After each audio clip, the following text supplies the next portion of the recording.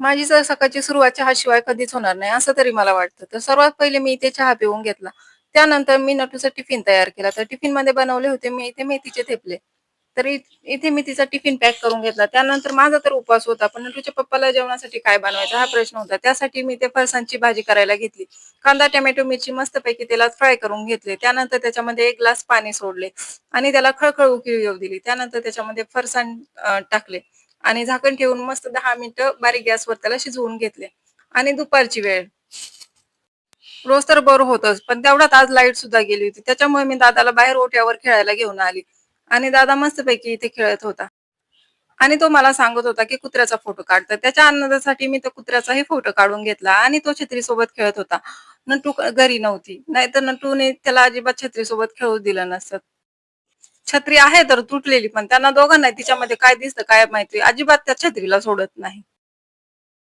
आणि दादा कुत्र्याला हात लावत होता. त्याच्यामुळे मी त्याला उचलून घेते. तेवढ्यातच एवढा मोठा